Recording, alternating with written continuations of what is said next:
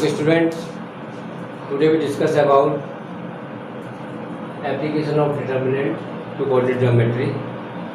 You already know very well, this year board delete the topic property of determinant. So now we carry forward these 2 points, area of a triangle and condition of polarity of 3 points. In your course, how to find area of triangle with the help of determinant if 3 points are given. Suppose करिए हमारे पास 3 point दे रखे हैं, कोई triangle है जो vertices A B C, x1 y1 x2 y2 x3 y3. How to find area? We already studied in class 10th of x1 y2 minus y3 x2 y3 minus y1 x3 y1 minus y2. Okay, इसको हम ऐसे लिख देते हैं instrument form में, x1 y1 1 x2 y2 1 x3 y3 1. Okay, और फिर इसको हम एक्सपेंड करते हैं. तो जब एक्सपेंड करेंगे तो क्या आ जाएगा, तरीके से आप देखें तो ये इसको यदि हम एक्सपेंड कर दें इतने को, ये चीज़ आ जाएगी. देखिए, मान लीजिए आपने इसमें एक्सपेंड किया अकॉर्डिंग टू कॉलम 1, तो x1 जब लोगे तो क्या आएगा भाई, पहली रो और पहला कॉलम, तो y2 1 y3 1. ठीक है, आप जानते थे plus minus plus minus plus minus. Okay, यहाँ पे क्या आ जाएगा, माइनस के x2 second y1 1 y3 1 plus x3, ये ले लेंगे ये y1 1 और y2 1. ओके, अब देखिए इसको आप ऐसे लिख सकते हैं, x1 y2 minus y3 x2 y1 minus y3 x3 y1 minus y2. अब देखिए यहाँ पे क्या है, y3 माइनस y1, और यहाँ पे क्या है y1 माइनस y3. ये माइनस कॉमन ले लें यहाँ से, ये रह जाएगा y2 minus y3 plus x2 y3 minus y1 plus x3 y1 minus y2. और हाफ आपके पैसे लगा ही बनता. तो इस तरीके से एरिया ऑफ ट्रायंगल का आपका सीधा सीधा ये फॉर्मूला है. ड्राइव हो गए, इस पूरे को हम ये लिखा है और हाफ आ गया. यदि मान लीजिए 3 पॉइंट्स कोलिनियर है, तो वहाँ हम कह देते एरिया ऑफ ट्रायंगल 0, और यहाँ पे हम कह देंगे 3 points are collinear, it means x1 y1 1 x2 y2 1 x3 y3 1 equal to 0. Sometimes one mark question raised from here, so try to complete. Exercise आपको दे रखी है ये 4.3. तो पूछ रहा है ये, एक ले ले question, find the value of k, the area of triangle 4 square unit. The value of k vertices दे रखी है k, 1 k, 0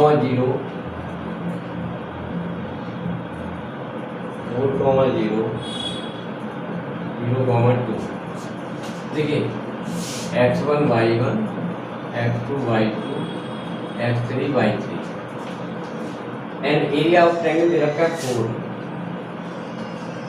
area of triangle 4 square unit. ठीक है, तब हम क्या पढ़ के आए थे, half x1 y1 1 x2 y2 1 x3 y3 1. Okay, here area of triangle 4, x1 y1 k 0 1 x2 y2 4 0 1 x3 y3 0 2 1. Okay, now either you can use any row method, मान लीजिए हमने ये रो को लिया तो 4 इक्वल टू हाफ। अब हमारे पास पहले मान लो के लिया हमने के, तो ये रह गया 0 माइनस 2 प्लस 0, अभी ले लिया 4 माइनस 0 प्लस 1, ये ले लिया 4 0 0 2। ओके, देखो ये आया 4 1/2 minus k 2k plus 0 plus 8। Okay, आप क्रॉस करेंगे ऐसे, ये रह गया 8 equal to minus 2k plus 8। You can check, 8 को ले लिया 8 minus 8 equal to minus k 2k, imply that k equal to 0। Okay, यहाँ पे क्या होता है, जैसे डिटरमिनेंट था इधर, तो डिटरमिनेंट था तो इसे प्लस माइनस 8 हो जाएगा, ठीक है। तो एक तो वैल्यू हमारे पास जैसे अब 8 लिए तो क्या आई, 0 आई, तो डिटरमिनेंट का मतलब होता है प्लस माइनस। तो जो इधर डिटरमिनेंट लगा हुआ था, ये देखिए अब डिटरमिनेंट लगा हुआ, तो इसकी वैल्यू प्लस माइनस हो जाएगी, तो एरिया है। अब हाफ जो था उसको मल्टीप्लाई कर दिया तो प्लस 8 हो गई। जब आपने पॉजिटिव 8 लिया तो वैल्यू 0 आई। यदि आप माइनस 8 लेते, माइनस 2k प्लस 8, तो minus 8 minus 8 equal to minus k 2k, इसको आप लिख सकते थे minus 16 equal to minus 2k, 2 से कैंसिल, k इक्वल टू 8। इस तरीके से आपकी दो वैल्यू निकल के आ जाएंगे। Now we discuss about minors and cofactor. I already told you, but today again repeat minors and cofactors. Minors and cofactors. अब देखिए, हम उस दिन आपको बताए थे ये बात कि माइनर मीन्स जो आपके पास वैल्यू रहती थी माइनर्स की, उसमें क्या रहता था, जैसे मान लीजिए हमारे पास ऐसे करते हैं, मान लीजिए कोई मैट्रिक्स है और ये दे रखा है 1 2 3 डिटरमिनेंट 4 5 0 या 4 5 6 7 8 9। ओके, अब माइनस ऑफ एलिमेंट 6 मान लो हमको निकालने हैं। अब 6 एलिमेंट कहाँ पे हमारे पास, 6 एलिमेंट ये है, माइनस ऑफ एलिमेंट 6। अब ये कौन सी पोजीशन पे है, R1 R2 R3 C1 C2 C3। I already told you, first we just consider row 10 column. क्या हो गया, हो गया M2 3, बोलो। और जब भी हम माइनस निकालेंगे तो क्या करेंगे, ये चली गई रो और ये कॉलम, जिस रो में वो एलिमेंट है वो रो ले ली और वही कॉलम ले लिया हमने। हमारे पास क्या रह गया 1 2 7 8। इधर क्लियर। फिर हम क्या कर देते ऐसे, तो 8 माइनस 14 माइनस के 6। तो इस तरीके से हम ये कह सकते हैं कोफैक्टर पर एलिमेंट निकालने के लिए क्या करते हैं, कोफैक्टर निकालने हैं। जैसे C11 हम क्या करते थे, -1 की power I plus j M11, C12 1 की पावर I, अब I क्या है 1, इसी को हम लिखे 1 1 लगाए जैसे, तो 1 प्लस 1 M11। इसका मतलब ये हुआ C11 मीन्स M11, क्योंकि यहाँ पे -1 की पावर जब 2 हो जाएगी और किसी भी नेगेटिव नंबर का स्क्वायर आप करेंगे तो क्या हो जाएगा, पॉजिटिव।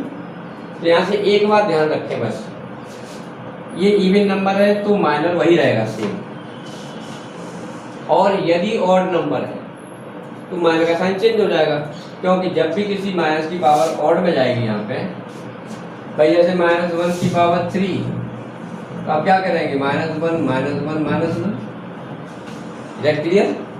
-1 तो आप ही कह सकते हैं कोफैक्टर निकालने के लिए, जैसे आपके पास C11 तो M11, C12 तो -M12, C13 तो माइनस प्लस हो जाएगा क्योंकि इवन है 13 पहला, C21 माइनस के M21, C22 प्लस हो गया M22, C23 M23, ओके। ऐसे ही C31 M31 क्यों इवन है, C32 ऑड है M32 और C33 M33 ये पॉजिटिव। तो माइनर और कोफैक्टर में केवल और केवल क्या हो जाता है, ऑड नंबर जो होते हैं उनके माइनर नेगेटिव में चले जाते हैं। यदि माइनर ऑलरेडी नेगेटिव है तो पॉजिटिव हो जाएगा, और यदि वो पॉजिटिव है तो क्या हो जाएगा, नेगेटिव हो जाएगा। लेकिन only those cases in which we have odd number, क्या odd number, in even we have same as co-factor as minor, sign will be changed according to the minor.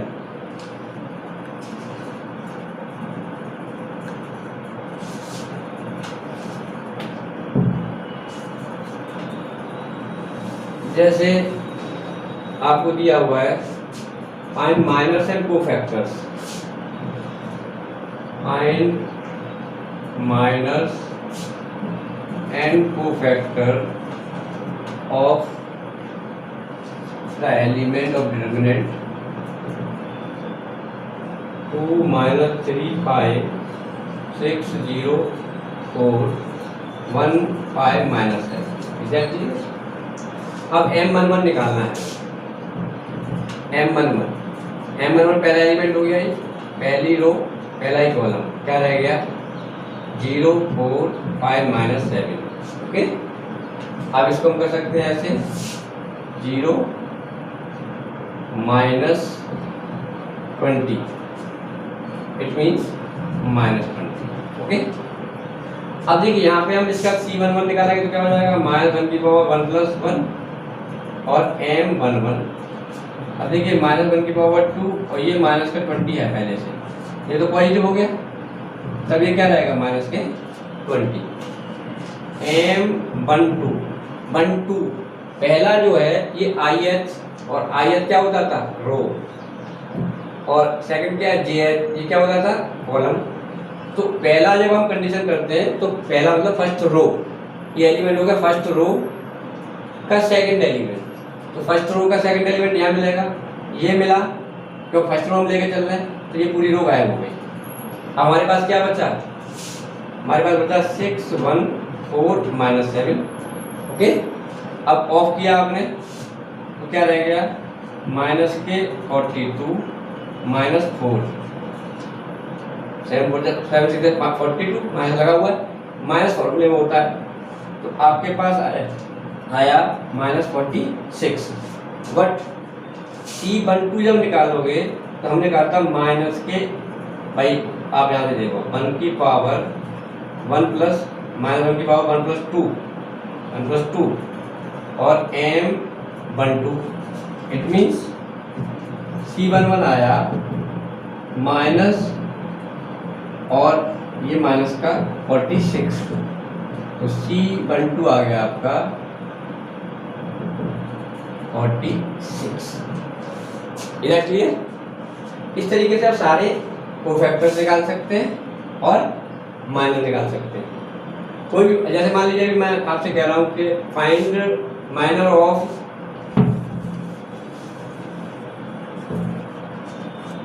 M32, इसका मतलब क्या है, थर्ड रो का second element, अब third row तो ये second element ये हो गया, क्या बचा आपके पास 2 6 5 4 ये बचा।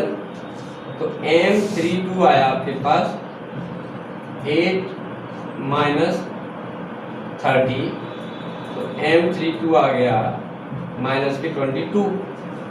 अब को वेक्टर निकालना है तो C32 क्या हो जाएगा -1/3 + 2 और -22, ये माइनस ही रहेगा क्योंकि यहाँ 5 हो गया। I already told you power odd है इसी माइनस की, तो उसकी वैल्यू माइनस में ही जाएगी, -22 ये आ गया 22। Is that clear? अब जैसे वो कह रहे हैं find A11 A31 A12 A32 और A13 A33 इक्वल टू 0। यहाँ पे ये जो कैपिटल है ये कोफैक्टर है और ये जो है ये पहली रो के एलिमेंट है। अब यहाँ पे क्या है कि आपको अभी हम सी से समझा रहे थे, ए और सी एक ही बात है, capital A11 equal to C11। अब सी से क्या फायदा है, सी को किससे सी है और कोफैक्टर कैसे शुरू हो रहा है, सी से हो रहा है, तो आसानी से याद रहेगा ना C11 तो कोफैक्टर 11। एलिमेंट हमेशा स्मॉल से लिखा जाता है, तो आप क्या करेंगे, आप इस तरीके से लिखेंगे कि A11 एलिमेंट ये है और कोफैक्टर ऑफ M12 या M31 कह रहा है, 31 तो 31 ही आएगा, थर्ड रो फर्स्ट एलिमेंट, या A12 A32 सेकंड एलिमेंट का मल्टीप्लाई करना है कोफैक्टर ऑफ C32 में, और फिर थर्ड एलिमेंट का मल्टीप्लाई करना है कोफैक्टर ऑफ C33 में, और जब तीनों को आप ऐड करेंगे तो आपकी वैल्यू श्योर 0 आ जाएगी, क्योंकि आपने भी कोफैक्टर निकाले थे, इनकी वैल्यू को हम पुट कर दें तो देखिए A11 कितना है 2 है और C31 कितना आया था, C31 आया था हमारे पास -12 प्लस A12 कितना है -3 और A31 कितना आया था, यहाँ से A31 आ जाएगा हमारे पास, ये लिया आपने ये A32 यस ये 8 - 30 -22 प्लस का 22 हो गया था क्योंकि ये ऑड है, प्लस A13 कितना है 5, A33 हमारे पास आया था कोफैक्टर निकल के 18। अब जरा देखें आप -24 -66 प्लस 90 तो 0 90 plus k 90 cancel, you have to find out 0। तो हियर यू सी दैट जब भी आप कैपिटल में लिखा देगा कि इसका मतलब दी जाता value of cofactors and if it's small the are the value of the element of the determinant. Is that clear? On this basis you have to complete exercise 4.4 homework में आप नोट कर लें। Try to complete exercise 4.4. If you have any problem, you go in comment section and ask, or with the help of WhatsApp number you also ask. Now we discuss about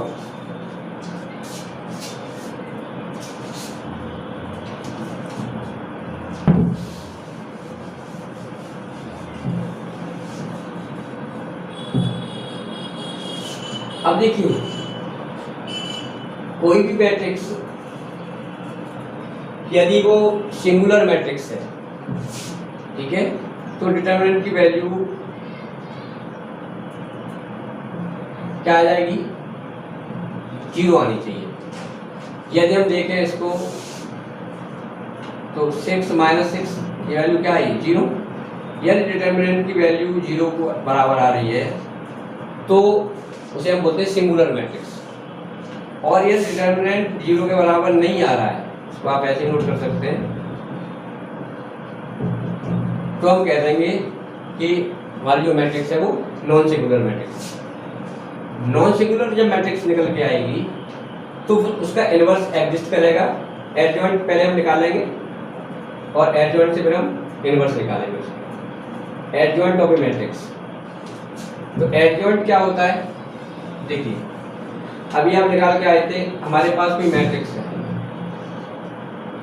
A11 A12 A13 A21 A22 A23 A31 A32 A33, okay. Order क्या है 3/3 का, okay. सबसे पहले adjoint हमको निकालना है तो क्या करना है, पहले कोवेक्टर निकालना है। तो पहले में क्या निकालना पड़ेगा, C11 C12 C13 C21 C22 C23 C31 C32 C33, okay. अब एडजॉइंट ऑफ ए क्या होता है,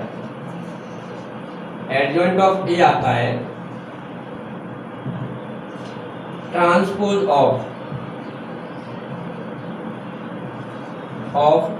हमारे पास मैट्रिक्स क्या निकल जाए, कोवेक्टर C11 C12 C13 C21 C22 C23 C31 C32 C33। अब इसमें ये जो ट्रांसपोज है ना, इसको हम ऐसे भी लिख देते हैं, और ट्रांसपोज में क्या करते थे, ऑल रोज बिकम कॉलम और column become row. That means हम इसको ऐसे लिख सकते हैं C11 C12 C13 C21 C22 C23 C31 C32 C33, हो गया ट्रांसपोज।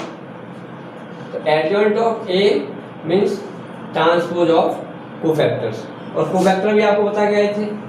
कोफैक्टर क्या बताए थे, C11 -1 I + j M11। अब क्योंकि 1 1 है तो -1 की पावर 1 + 1 M1। इस तरीके से आप क्या करेंगे, कोफैक्टर निकाल लेंगे, और जब कोफैक्टर निकल के आ जाएंगे आपके पास तो you can find out adjoint of A. और एडजॉइंट ऑफ ए फिर आप इसमें कुछ थ्योरम दे रखे हैं, नोट कर लें, बहुत इंपोर्टेंट थ्योरम है। जैसे for any given square matrix of A order n, पहला पॉइंट है, if A be any given square matrix of order n, then A adjoint of A is equal to adjoint of A is equal to determinant A और IN। IN का मतलब क्या है, यदि मान लीजिए आपके पास कोई 2/2 की मैट्रिक्स है तो I2 हो जाएगा, आइडेंटिटी मैट्रिक्स 3 की है तो I3 हो जाएगा डिटरमिनेंट। तो A एडजॉइंट A इसके बराबर हो जाएगा determinant of A into I। इस तरीके से आप कह सकते हो। जैसे मान लीजिए ये तो मैंने बताया दिया आपको कि a square matrix a square matrix A is said to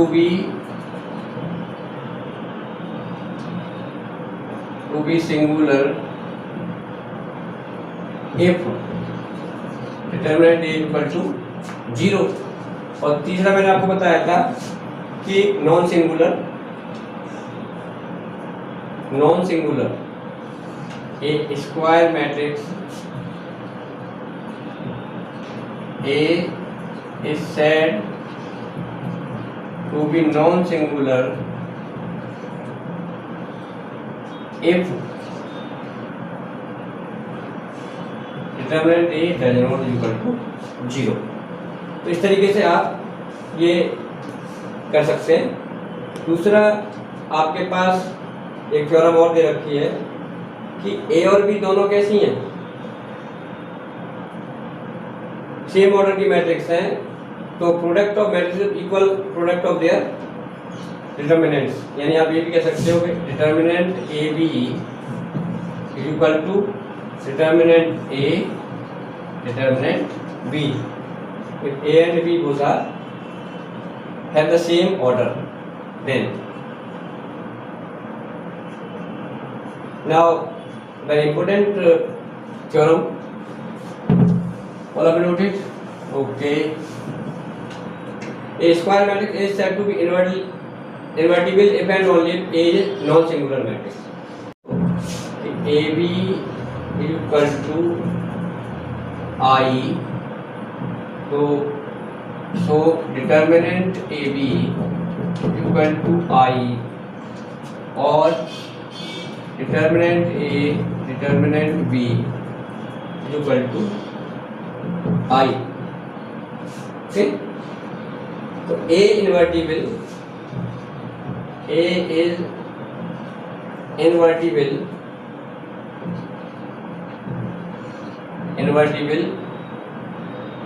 और हम A इनवर्टिबल का मतलब क्या है, रेसिप्रोकल।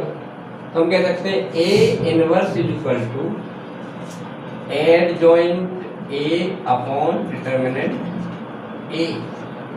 इस तरीके से you can find out A inverse also. Is that clear?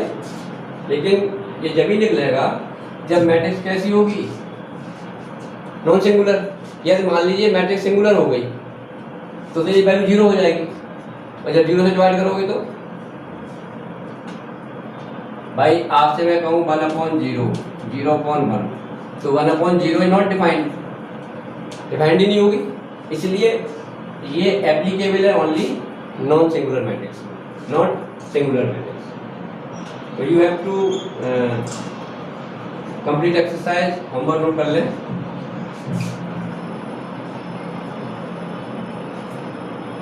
Complete question 1 and 2 in exercise 4.5 and exercise 4. पूरा कंप्लीट करेंगे। नेक्स्ट वीडियो से और tomorrow. That's all for today. Okay.